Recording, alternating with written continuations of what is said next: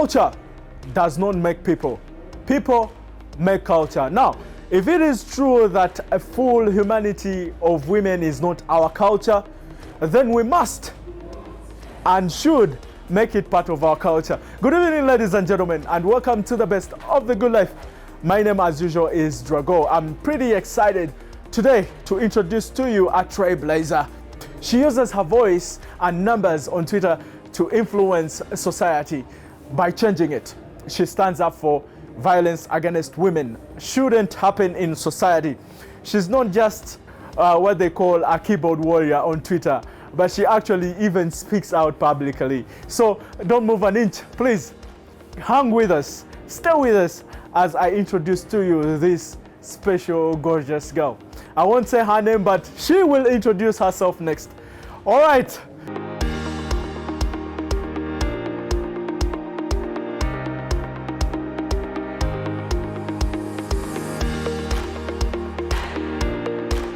It's good to be here. I'm so excited. I've been hosted by Drago on the Chilling Show. My name's kembabazi Joan. I'm 22 years old. I'm an environmental scientist by profession. Well, I come from Kayunga district. Actually, I come from a small village in Kayunga district. And I'm a girls and women's rights activist. I am also the team leader of an organization, a community charity organization that works towards ending violence against girls and women.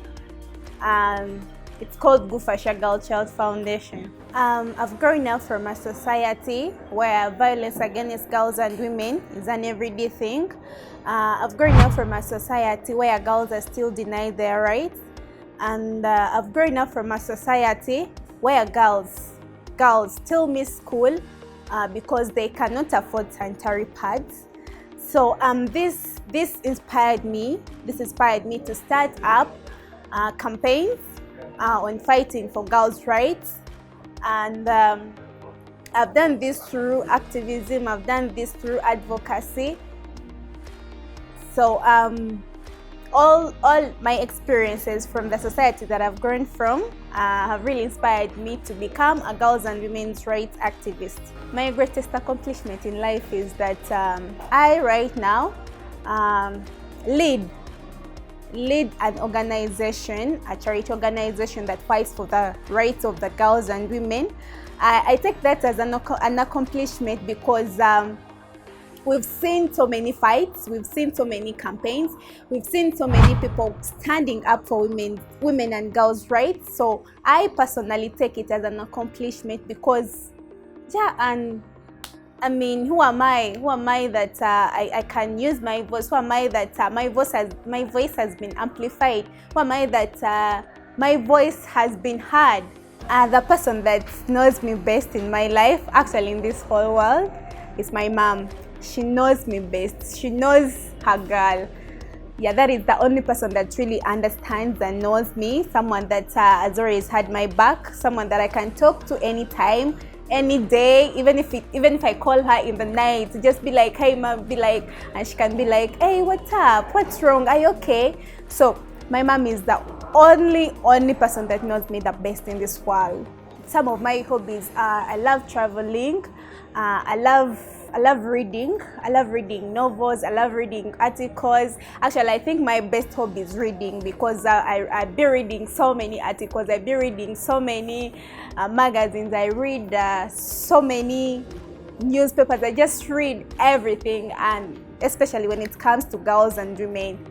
And I love traveling, and I love going out with friends. I love watching. Actually, when I'm home, I just be watching all day. And to the person watching this interview, I want you to know that one person can bring about social change. I want you to know that you can use your voice to bring about change. I want you to know that you can stand as a person, stand on behalf of others. You can be the voice of those that don't have voices. Yeah, so to the person watching me right here, to the person watching me right now, I want you to know that you're powerful. You're powerful. You need to own your voice. You need to stand up for yourself.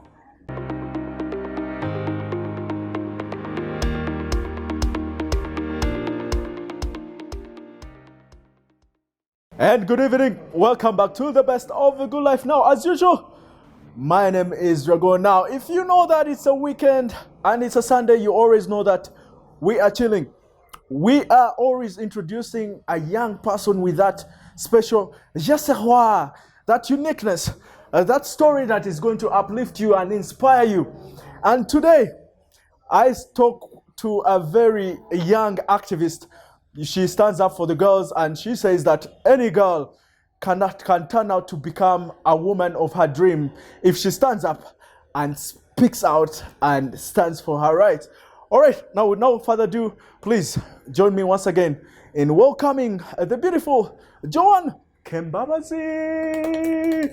I'm very excited to have you. I have a feeling that this kind of show is meant for people like you who are doing something for change in society. I'm also honored to be part of this. You're honored to be part of this.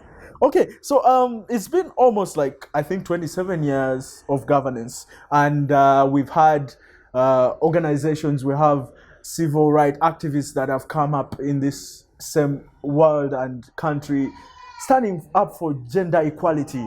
Why is it that some of us men are taking long to adapt to this? Why don't we think that women should also have an equal share of this world? I personally believe this is still about the mindsets of men. Yeah. That if women get to a point where they are equal to them, they will be superior. And yet it's not right.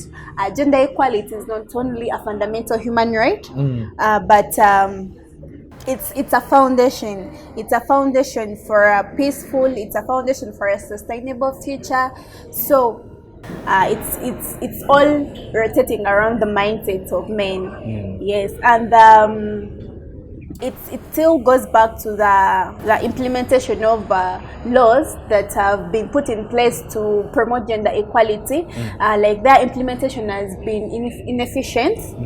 So if those laws were really implemented and were really enforced to the capacity where men realize that, you know what, this is right, women have to be equal like us, women have to enjoy equal opportunities with like us, women have to enjoy equality in all aspects of life. So I personally believe that these two things, the mindsets of men, that women shouldn't be equal, like men are the ones that are supposed to be superior, that are supposed to be above women, and the poor enforcement of laws that promote gender equality is still the reason as to why. Still needing, yes. Yeah, it's still, Right. yeah. So you're saying who has the power to change this? I believe everyone has the power to do this. Not only the government. Not only the government, not only the civil society organizations, everyone has the power to do this. Like an individual like me? Yes. Okay. You know, an individual can bring about change. One individual can bring about change. That is what I personally believe. Joan, what are some of the methods or approaches that you use to go to these people in these communities? We basically use a community-based approach, and through this we go on ground. We collectively work with community leaders, the community chairpersons, the women leaders. So when we reach out to them, we tell them we want to do this and this. We want to carry out some awareness about this and this.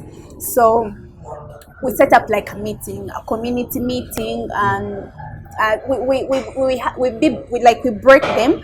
Sometimes we be having a parental meeting, and then girls, and then sometimes both of them, like parents and girls, because we basically work with girls. So when when you go to the ground, we talk to the community leaders. There are people that help us call these people. We get a place in the community. So we carry out our awareness, we sensitize, and then are these leaders been so receptive? Have they embraced you well? Sure, they have. How There have about always been. the other significant others, the men of the spouse of these women and the fathers of these daughters? Have they accepted you to help these girls, to teach them? Yeah, there have always been, because that is where I've grown from. People know me, you know, like when you're growing up, what you always did and who you were becomes an example. So they know me, they trust me, so, and they trust what I do. So when I go to the ground, I know it's even the parents that be like, my those people call me madam. So they be like, you know what, your madam is calling you, go, like, hurry, go. Those guys are that side of the field, those guys are that side of the LC chairperson's home. So yeah, they've always been receptive. They've always sent their girls to these programs that we always do in the community. Okay, check this out, Joan. We are going to take a breather, and we're going to be back shortly. So keep that energy flowing, yeah? Guys, stick around. She is a popular person on Twitter. That's how actually we came to become friends, and me picking interest in whatever she's doing. Your handle is Joan Kem, right? Please tweet us. That's at Joan Kem, and me at Drago Ibra, or you can as well tweet the show at Chilling UBC TV. But genuinely, the hashtag is UBC Chilling. So stay with us, don't move an inch, please. This is Chilling. We're just getting started.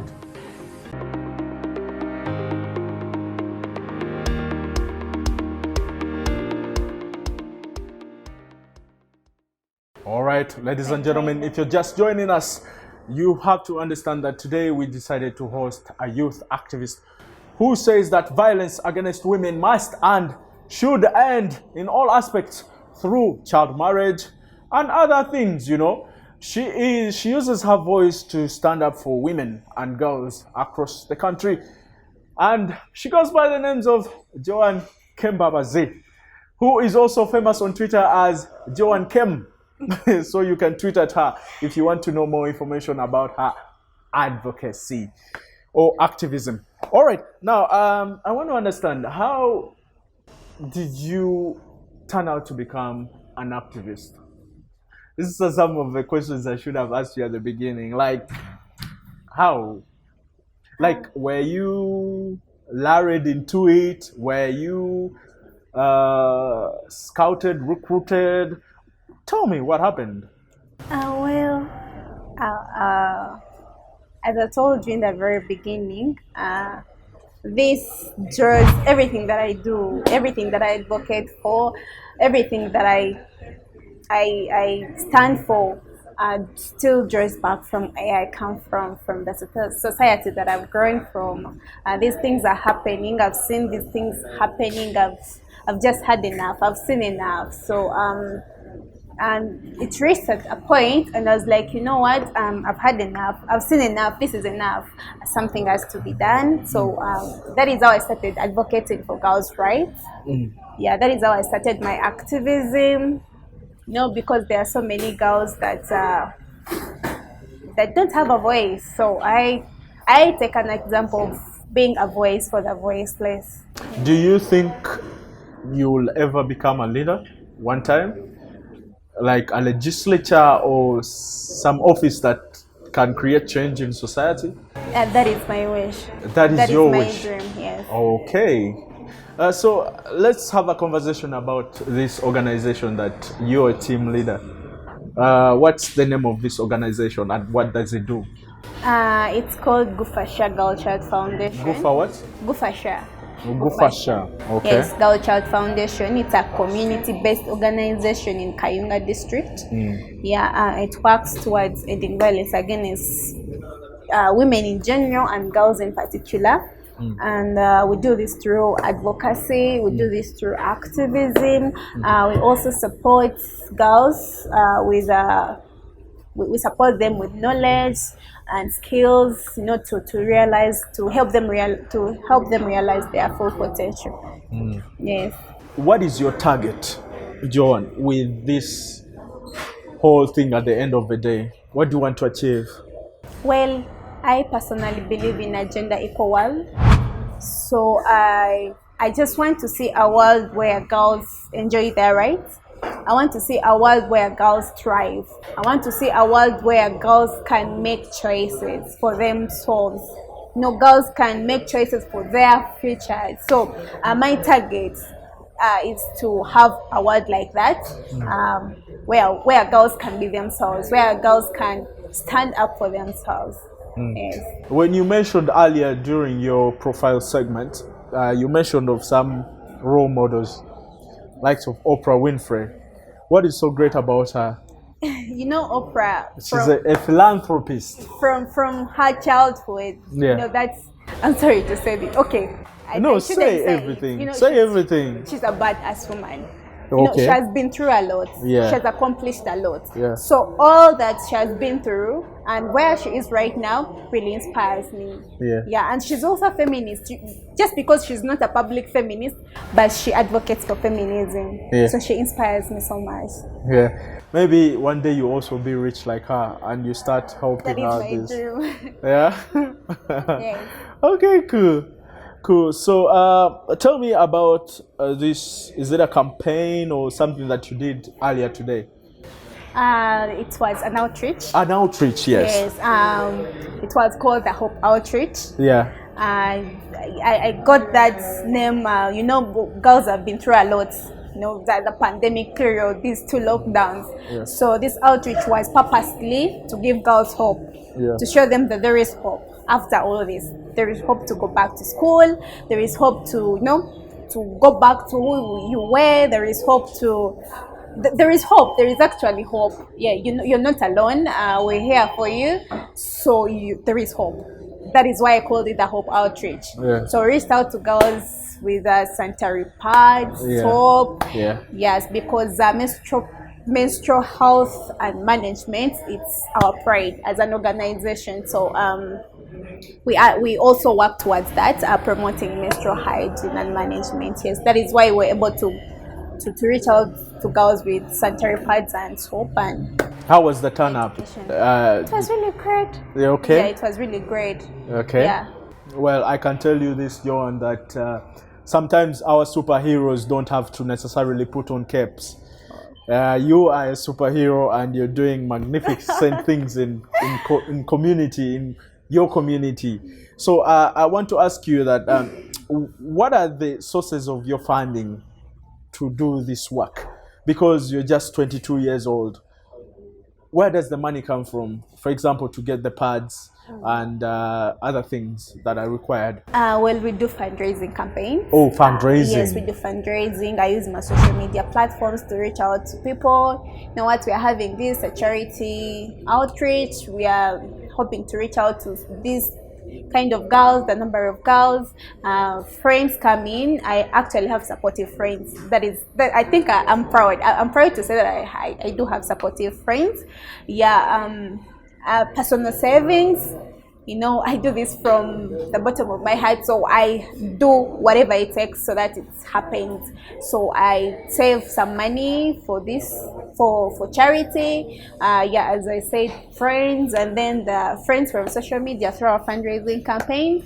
Yeah, that is basically how we get the funds for the outreaches. What could be your greatest aspiration in life towards this direction, or what could be your wish in case somebody asks you and they are willing to help you out and they will be like, make one wish and one wish only, Joan? What would that wish be?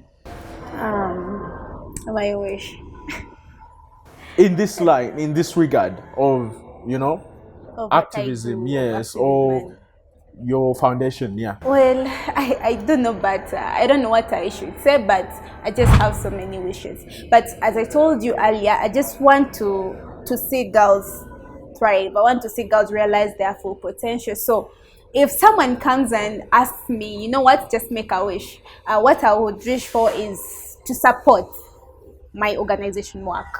Through human resource, giving Through you human people, resource, yeah, through money. giving sympathize. You know, even someone giving you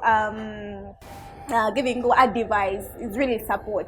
So because I can't say that I know everything. You know, someone can be like, you know what, I want to give you this kind of advice. If you do this, this is really going to come out great. If you do this, so someone coming to me and tells me to make a wish, I would wish to support my organization in all aspects, in all ways.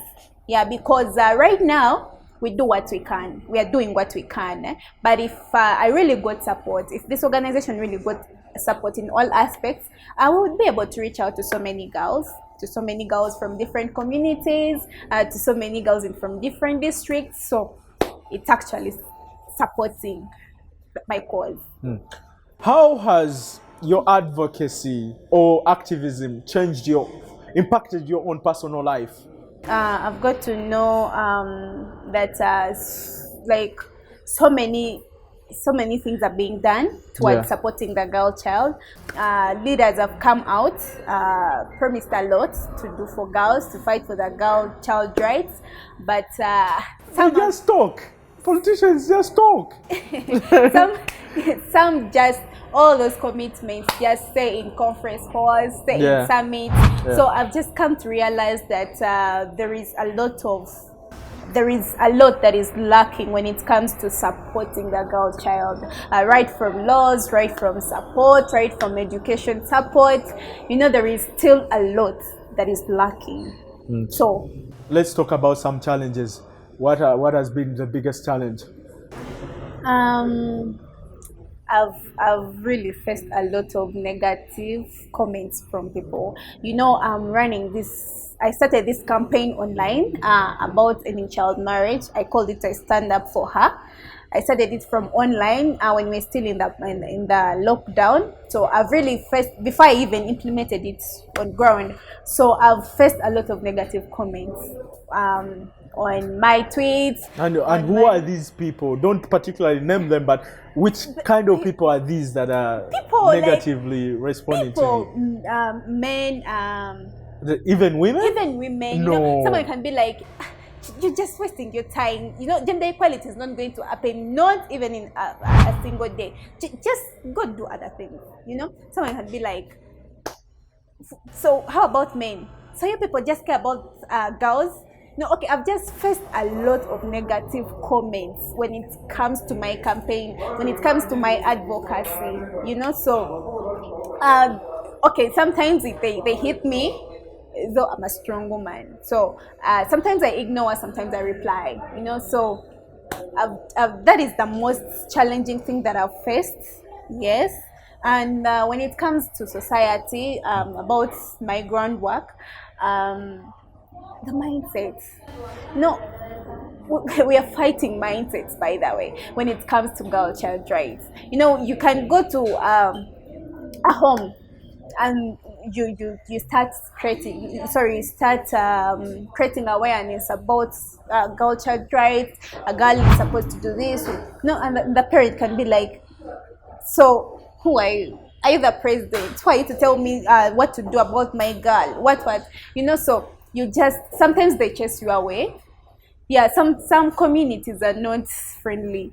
So I've just faced a lot of challenges when it comes to groundwork. You know, you're one person that has surprised me. I thought you were going to mention funding, money, to run these things. But listen, one advice I can give you is that don't ever listen to those negative comments that are coming from these people. Everything, even if, how can I say it? Even if you're doing the most important thing in society. Okay, like Oprah Winfrey, there's some people that don't like what she's doing. Yeah? So everyone has over a hater, over somebody that don't think they are doing the right thing. So that should be part and parcel. But Joan, why do you still believe in this? Why do you think there is still a chance? Honestly, tell me why. I believe there is still a chance, and I believe if we work together, we can achieve gender equality, because all these forms of violence against girls and women that is happening currently still draws back to gender inequalities. You know, men see women as, okay, I don't know how I can put it out, but it still draws back to gender inequalities. So I personally believe that if we really work together, right from communities, with the leaders, with the government, we can really achieve a gender equal world. So I just believe, I believe there is a chance. No, there is that the SDG 2030. We are just few years to 2030, but there is the progress is still, So, but if we really work together, if we really came together, I believe there is still a chance before even 2030 reaches, we can achieve a gender equal world. Okay, tell them, how can they participate in whatever you're advocating for? Like, for example, how can they reach out to that foundation? How can they donate? How can they fundraise? How can they be part and parcel of your cause? Yeah, everyone is welcome to to the cause that I'm advocating for. And everyone out there that would really want to join me on this campaign, you can reach out to me on my social media handles, and I mostly use Twitter. People can be out there and really want to do this, but they don't know how. So you can reach out to me, we can talk. You can follow my campaign with the hashtag called I Stand Up For Her. It's an hashtag that is campaigning for the end of child marriage, on Twitter, on Instagram, on LinkedIn. And you can also reach out to me via my social media handles, as well as my organization's social media platforms. I wish you a Merry Christmas and a Happy New Year. Wow, that is very incredible. How are you planning to spend your Christmas? I'm going to spend it with my girls. With your girls? Yes. That would be amazing. Yeah. Because funny enough, this is the last Sunday to Christmas. Yes, it's the last And I'm Sunday. also very excited too. Okay, so also Fairway has a message for you. They say that they have a New Year party that is going to be on the 31st of December. You come here, you're going to be enjoying cocktails, you're going to be having unlimited food of different cuisines, soft drinks, live DJ performances, and also some artists are going to also appear. So please come here and have a blast with these guys. All right, we are going to call it a wrap. I'm so excited to have her hosted this young, incredible lady at just the age of 22 years old. She's using her numbers on Twitter. She's using her voice to create change in society. All right, Joan, we call it a wrap, and thank you very much. Stay put. Have the rest of your great weekend, and also look forward to this coming week, because man, we're heading towards Christmas. This is pretty exciting. Bye and take care. Mubere bulungi and good night.